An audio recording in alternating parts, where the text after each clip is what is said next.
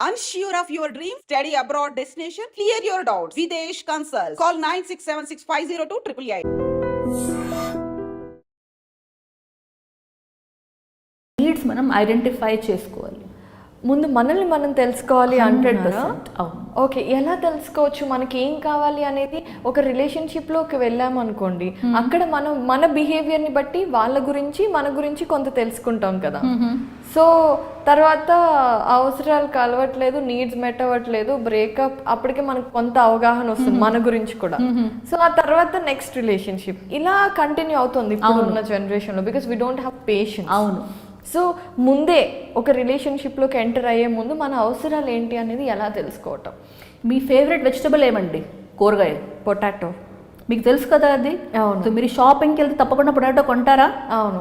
రిలేషన్షిప్లో మీకు ఏమి నచ్చుతుంది, మీకు ఎలాంటి పర్సనాలిటీ కావాలి, మీకు ఎలాంటి నీడ్స్ అంటే చేతులు పట్టుకుని కూర్చోవాలి, ఎక్కువ టైం స్పెండ్ చేయాలి, లేకపోతే బయట షాపింగ్కి వెళ్ళాలి, గోల్ఫింగ్కి వెళ్ళాలి, లేకపోతే మీకు వేరే హాబీస్ ఉండొచ్చు, కలిసి అన్ని చేయాలి. ఫ్యూజర్స్కి అన్ని యాక్టివిటీస్ కలిసి చేయాలనిపిస్తుంది. ఐసోలేటర్స్కి ఇద్దరెందుకు, నువ్వే వెళ్ళు మార్కెట్కి, ఇద్దరెందుకు, నువ్వే వెళ్ళు. సో వాళ్ళు ఏమంటే ఇద్దరు చాలా క్రిటికల్ కేస్ అంటే అప్పుడు ఇద్దరు చేయొచ్చు, లేకపోతే నువ్వు చేసుకోవచ్చు, నేను వెళ్ళొస్తానులే. మీరు అనుకుంటారు మార్కెట్కి వెళ్తున్నా, నేనే వెళ్తే బాగుంటుంది కదా, కార్లో మనం ఇద్దరు వెళ్ళి రావచ్చు, వీకెండ్ మాట్లాడుకోవచ్చు అని. వాళ్ళు అనవసరం లేదు కదా, రోజు ఇంట్లోనే ఉంటున్నాం కదా, ఏం మాట్లాడతావు కార్లో, నేనే వెళ్ళి వస్తాను, టైం వేస్ట్ అవుతుంది ఇంకా నువ్వు వస్తే. వాళ్ళు అట్లా ఉంటారు ఐసోలేటర్స్. ఫ్యూజర్స్కి అది అర్థం కాదు. ఓకే, సో రిలేషన్షిప్లో వెళ్ళే ముందు మన నీడ్స్ ఏంటి మనం అది ఫస్ట్ తెలుసుకోవాలండి. మనకి ఎట్లాంటి పర్సన్ కావాలి అది నెక్స్ట్, మనం ఎట్లాంటి వాళ్ళు అది ఫస్ట్. మోస్ట్లీ రిలేషన్షిప్లో ఉండేవాళ్ళు వాళ్ళకి వాళ్ళ పర్సనాలిటీ ఏంటి అదే తెలియదు. అవును. వాళ్ళు their focused on other people. నాకు వచ్చే హస్బెండ్ బ్యూటిఫుల్ హ్యాండ్సమ్గా ఉండాలి, టాల్గా ఉండాలి, ఇంత ఎర్నింగ్ ఉండాలి, బట్ నేనేంటి అదే చూసుకోరు. నా ఇష్టాలు ఏంటి, నా ఫేవరెట్ వెజిటబుల్ ఏంటి. చాలామంది లేడీస్ ఇంట్లో వంట చేస్తారు, ఫ్యామిలీకి నచ్చింది వంట చేసుకొని తన ఇష్టమైన వెజిటబుల్ ఎప్పుడు వండుకోరు. అవునా? చాలా వరకు అడిగితే మీ ఫేవరెట్ కలర్ ఏంటంటే ఏదో వేసుకుంటారండి. మీ ఫేవరెట్ వెజిటబుల్ ఏంటి, అన్నీ తింటారండి. అంటే మీకు కొంచెం కూడా లైక్స్ అండ్ డిస్లైక్స్ తెలియదు మీకు మరి. అవునా?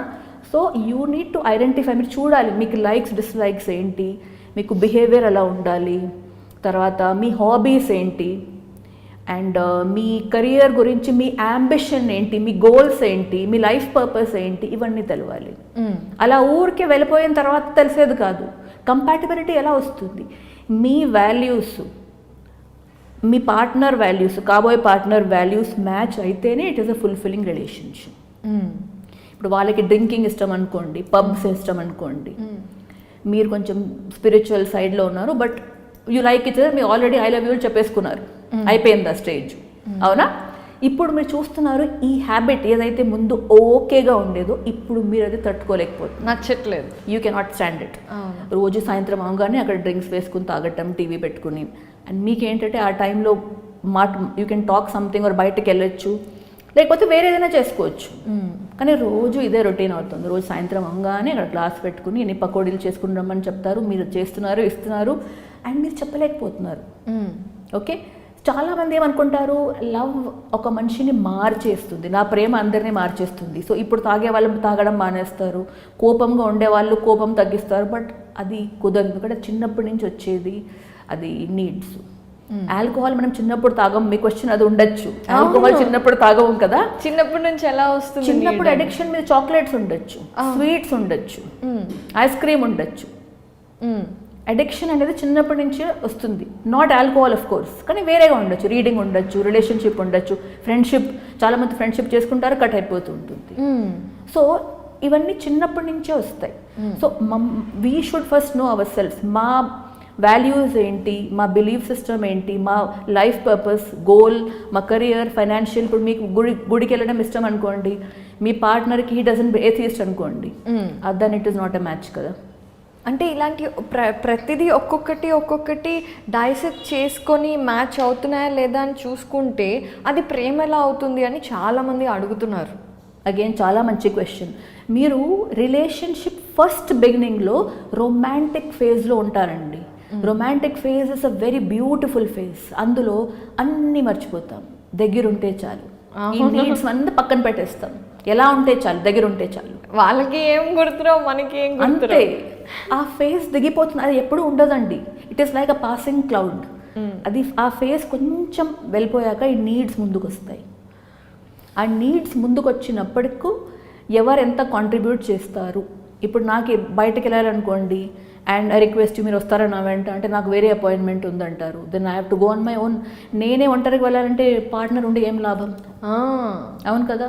అవును. సో నీడ్స్ అనేది మీ ఏ నీడ్స్ మీరే తీర్చగలరో, మీ నీడ్స్ ఏదో పార్ట్నర్ అవసరం ఉంటుందో అది కూడా చూసుకోవాలి. కొన్ని నీడ్స్ మనమే చూసుకోగలం కదండి. అవును. లైక్ మార్కెట్కి వెళ్ళాలనుకోండి, కూరగాయలు మనమే వెళ్ళచ్చు. అవును. పెయింటింగ్ చేయాలంటే మనమే చేసుకోవచ్చు. మన కెరియర్ గురించి డిస్కషన్స్ ఇంపార్టెంట్ ఉంటే యూ కెన్ పార్ట్నర్ని ఇన్వాల్వ్ చేయొచ్చు. ప్రతి దానికి నా పార్ట్నర్ రావాలి, ప్రతి దానికి ఇన్వైట్ అడగకుండా రావాలి అని గెస్ట్ చేసుకుని రావాలి. You want my help, let me come, అలా ఉండదండి. That is little too asking for too much. చాలా ఎక్కువ ఎక్స్పెక్టేషన్స్ ఉంటాయి. నీడ్స్ కూడా చాలా నార్మల్. కానీ ప్రతి దానికి పార్ట్నర్ రావాలి, ఆ కండిషన్ కరెక్ట్ కాదు. So first we should know our selfs. Okay. అది ఆ తర్వాత రిలేషన్షిప్లో వెళ్ళాక మనం చూస్తాం అది కంపాటబిలిటీ ఉన్నాయా లేదా అలా. ఓకే. సో ఇప్పటి వరకు ప్రేమలో అసలు అవసరాలు అనేవి ఉంటాయి, అవసరాలు ఎలా పుడతాయి, అవి మన ప్రేమని మన రిలేషన్షిప్ని ఎలా ఎఫెక్ట్ చేస్తాయి అనేది మాట్లాడుకున్నాం కదా. సో మనకు ఒకళ్ళు కమెంట్ చేశారు కవిత గారు, అంటే ప్రేమించినప్పుడు అంత బాగుంటుంది, 1.5 year తర్వాత ప్రేమ తగ్గిపోతుంది కదా, ఎందుకు అలా జరుగుతుంది అని. దానికి కారణాలు మీరు చెప్పేశారు. ఈ నీడ్స్ ఏవైతే ఉంటాయో 1 year అంతా మనం రొమాంటిక్ ఫేజ్ లో ఉంటాం, తర్వాత నిజాలు బయటకు వస్తాయి, నీడ్స్ వస్తాయి కాబట్టి. సో ఈ క్వశ్చన్కి ఆన్సర్ 1.5 yearలో ప్రేమ తగ్గిపోయింది అనే దానికి ఆన్సర్ ఏంటి? నేను ముందే చెప్పాను, లవ్ అండ్ రిలేషన్షిప్ రెండు వేరే అండి. లవ్కి కండిషన్స్ ఉండవండి. అన్కండిషనల్ లవ్ అంటే ఏంటి? అన్కండిషనల్ లవ్లో రిలేషన్షిప్ లేకపోతే ఎవ్వరు కూడా ఎవరితోనా ప్రేమించవచ్చు. అక్కడ ఏమి మరి చేసే కొన్ని కాంట్రిబ్యూషన్ ఏమి ఉండదు. It is just loving somebody అంతే. అంటే వన్ సైడెడ్ లవ్ లాగా కాదు. ఇప్పుడు మళ్ళీ నేను ఎగ్జాంపుల్ ఇస్తాను మీకు. ఇప్పుడు మీరు నేను ఉన్నామనుకోండి, ఇఫ్ ఐ లవ్ యూ, కానీ నేను మీతో చెప్పలేదు, మీకు తెలీదు, నేను నా పాటుకు ఆఫీస్కి వెళ్తున్నాను వస్తున్నాను, నాకు ఇలాంటి ఫీలింగ్స్ ఉన్నాయి, నాకు చాలా అంతే. నేను రిలేషన్ మీకు చెప్పాను అనుకోండి, మీకు తెలిసిపోతుంది. మరి మీకు అదే పుట్టింది అనుకోండి లవ్, దెన్ అప్పుడు రిలేషన్షిప్ స్టార్ట్ అవుతుందా? అవును. అప్పుడు ఏమవుతుంది? ఫస్ట్ చాలా రొమాంటిక్గా ఉంటుంది. Roses, wine, chocolates, movies, films, parks అన్ని బాగుంటుంది. ఆ తర్వాత కొంచెం టైప్ అయ్యాక అది కొంచెం తగ్గుతుంది, రొమాంటిక్ ఫేజ్. అప్పుడు అన్నీ కనిపిస్తాయి. ఇలా కూర్చుంటున్నారు, అలా స్మైల్ చేస్తున్నారు, కొంచెం ఇరిటేటింగ్ హ్యాబిట్స్ కనిపిస్తాయి మీకు, కొన్ని మీకు నచ్చనివి కనిపిస్తాయి. మీరు అనుకుంటారు ఇవన్నీ ముందు ఎందుకు తెలియలేదు, బికాస్ ఆ రొమాంటిక్ ఫేజ్లో ఇవన్నీ కనిపించదు. You are lost in your world. Illusion, it is very illusionary. So ఇందులో ఏమవుతుందంటే నీడ్స్ ముందుకు వస్తాయి. నీడ్స్, అవసరాలు. హస్బెండ్కి ఈ కూర ఇట్లా ఉండాలి, నూనె ఇంతే ఉండాలి, ఓకే, ఇన్ని కరివేపాకులు వేయాలి, ఇలా ఈ డిష్లో సర్వ్ చేయాలి, ఇలా నించుని వడ్డించాలి. ఇవన్నీ చిన్నప్పటి నుంచి హ్యాబిట్ ఉండదు అనుకోండి. మదర్ అట్లా చేశారనుకోండి, నాకేం కావాలో అదే వంట చేసే వాళ్ళ ఇంట్లో అట్లీస్ట్ ఒక్క ఐటమ్ నా ఇష్టమైంది టేబుల్లో డెఫినెట్లీ ఉండేది. కానీ ఇప్పుడు మీ వైఫ్ వర్కింగ్ అనుకోండి, లేకపోతే టైం లేదనుకోండి, ప్రతిరోజు మీ ఇష్టమైన వెజిటబుల్ వండి పెట్టడం, అక్కడ ఒక అన్మెట్ నీడ్ తయారైపోతుంది. ఎందుకంటే మీకు అది ఆల్రెడీ అభ్యాసం ఉంది, మీకు అది హ్యాబిట్ ఉంది. సో ఒకటి వచ్చింది అన్మెట్ నీడ్. సెకండ్, పడుకునే ముందు జ్యూసో పాలో ఏదో మీ పేరెంట్స్, మీ మదర్ వచ్చి టేబుల్లో పెట్టి వెళ్ళిపోయేది, తాగు నాన్న, తాగేసి పడుకోండి, అవునా? మీరు ఎదురు చూస్తుంటారు, మజ్జిగ లేకపోతే ఏదో నైట్లో వైఫ్ వచ్చి పెడతారండి. 2 రోజులు పెట్టారనుకో, 3 రోజులు మర్చిపోయారు అనుకోండి, అహో ఇట్లా అయిందా అంటే నేనంటే వాల్యూ లేదనుకుంటా, వేరే పనిలో ఎక్కువ ఇంట్రెస్ట్ చూపిస్తున్నారు, నా వాల్యూ లేదని వాళ్ళ వాల్యూ పెంచిస్తారు. అంటే ఏంటి? They become isolators. ఇంకా కొంచెం ఫ్రిక్షన్, అంటే కొంచెం కోల్డ్గా ఉంటుంది. 4వ రోజు మనసులో పెట్టుకుని వాళ్ళు బయటకి ఎక్స్ప్రెస్ చేయరు, కానీ మనసులో పెట్టుకుంటారు. అది గుర్తుంటుంది వాళ్ళకు. 4th డే తెచ్చి పెట్టారనుకోండి, కానీ 3వ రోజు పెట్టలేదు కదా, అది ఆల్రెడీ తయారైందా, దాని నుంచి మనం బయటకు వచ్చేయాలి. మనం పాస్ట్లో ఉండలేము. సరే థర్డ్ డే పెట్టలేదు, ఫోర్త్ డే పెట్టారు కదా, మళ్ళీ ఫోర్త్ డే నుంచి బిగినింగ్ చేయాలి. మీరు థర్డ్ డే గురించి ఆలోచన చేస్తూ ఉంటే, అందులో లూప్లో వెళ్తూ ఉంటే, దాన్ని ఇంగ్లీష్లో వి కాల్ ఇట్ రూమినేషన్. ఓకే, దీని గురించే ఆలోచన చేయడం, ఇలా చేసింది కదా, ఇలా చేసింది కదా అని. అది ఎప్పటికీ మీరు దాని నుంచి బయటకు రాలేరు. ఇంకా 10 సార్లు ఆ జ్యూస్ పెడితే కూడా మీరు ఆ థర్డ్ డే పెట్టలేదు కదా, అక్కడే మీరు స్ట్రక్ అయి ఉంటారు. సో 1.5 years తర్వాత మీ అన్మెట్ నీడ్స్ చాలా ఎక్కువగా అయిపోయాయేమో. మీరు ఆలోచన చేసి చూస్తే ఈ టైంలో ఏదైతే మీ నీడ్స్ మీ వైఫ్ లేకపోతే మీ హస్బెండ్ మీట్ చేయలేకపోయారనుకోండి, ఇప్పుడు ఫ్రిడ్జ్లో జ్యూస్ ఉందనుకోండి, మీరు వెళ్ళి తీసుకోవచ్చు.